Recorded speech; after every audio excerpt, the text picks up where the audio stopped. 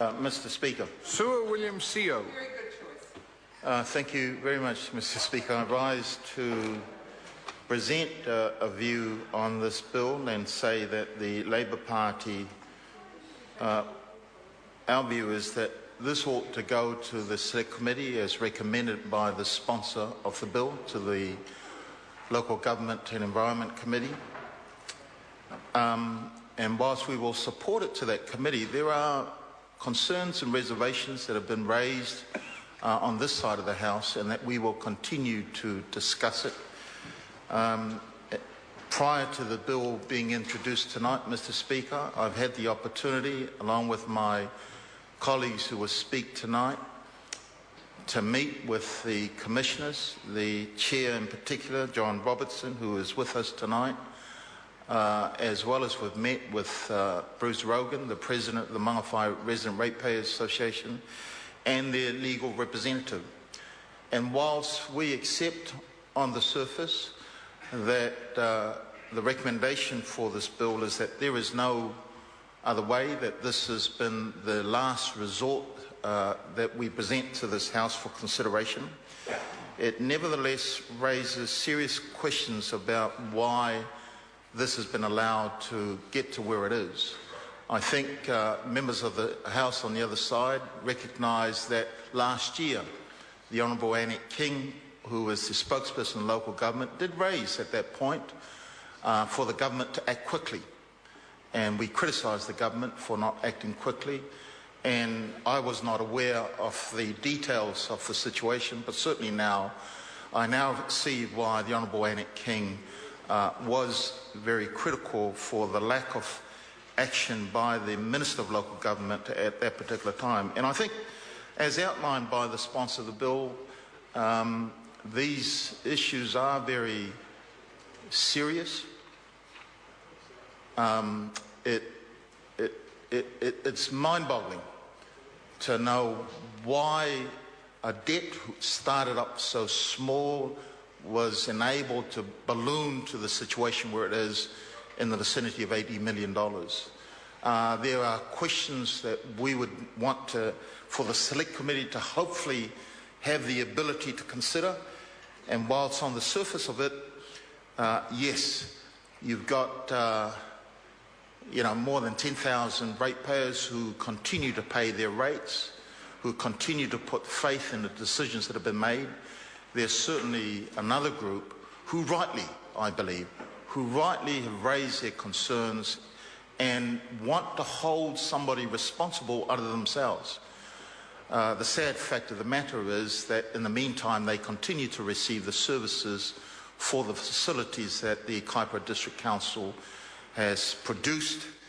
And, it concerns me also that this council and those involved in the decision-making of the council made decisions about their rates, made decisions about the Mangawhai wastewater system without consultation. It boggles the mind to believe that the debt doubled almost, and there was no consultation with the community that inevitably ends up paying for it.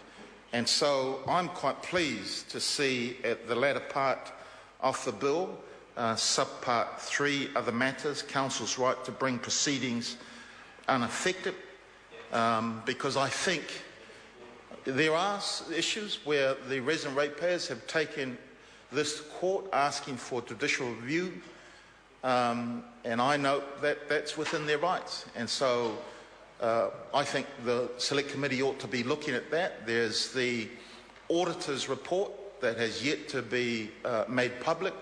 The Select Committee also needs to consider that.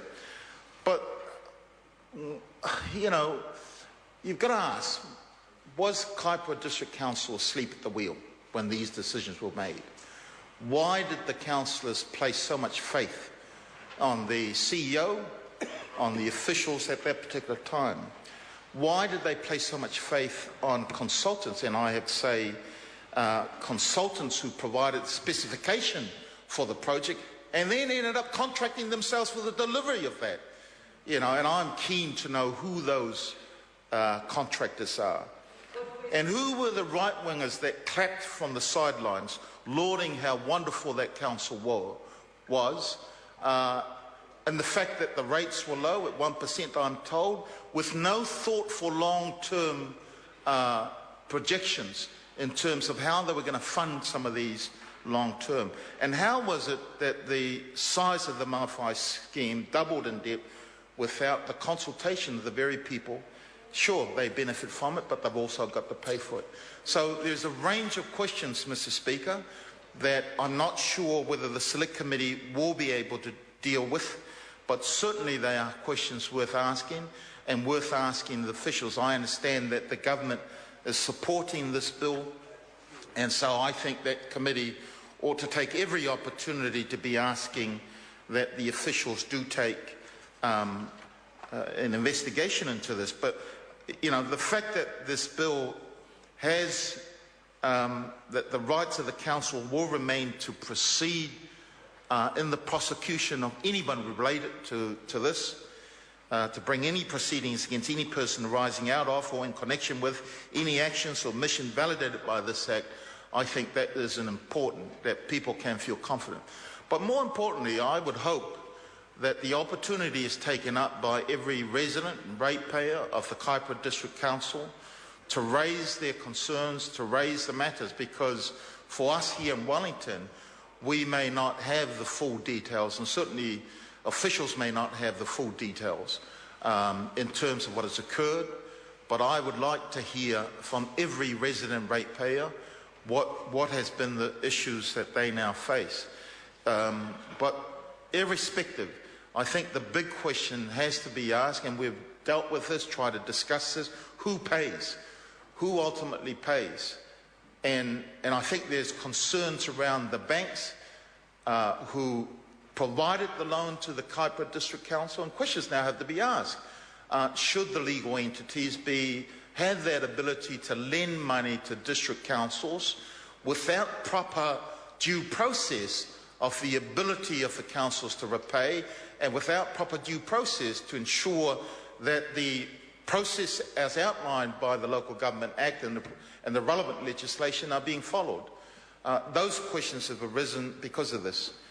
You know, I don't want to raise the names of people that people have given me who might be at fault, but the reality is this is such an ugly mess that we've got to clean this up.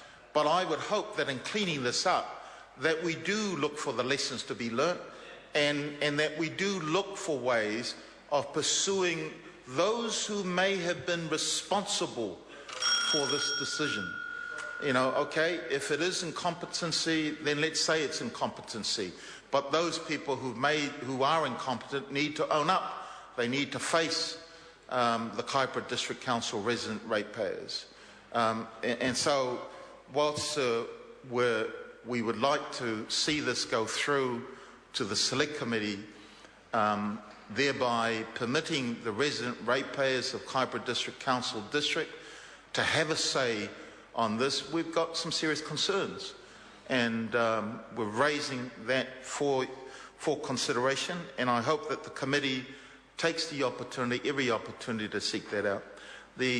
One of the appalling things, I think, is that there were no red flags by the Auditor New Zealand as to why they never made any sounds, and if they did, who did they make it to? Why didn't the council pick up on that? This is quite sad, because I know on the whole, councils, you know, they do a wonderful job. They are elected by their constituency to do work, and by and large, constituencies hold councils and their mayors to account.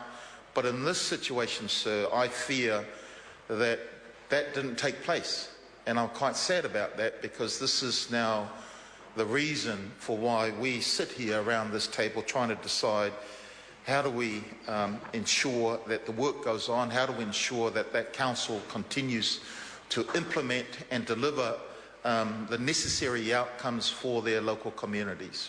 So I look forward this bill being debated in the local government, and for that Select Committee to give it sincere and serious consideration, and I look forward to hearing more from the residents, ratepayers. I want to thank the commissioners. I know they've sort of been a meat and a sandwich here. They've been tasked with the job. But I have to again say, this is the reason why Annette King, the Honourable Annette King, pointed the finger at this government and says, why aren't you guys acting? Order. You did the same with ECAN and so Canterbury.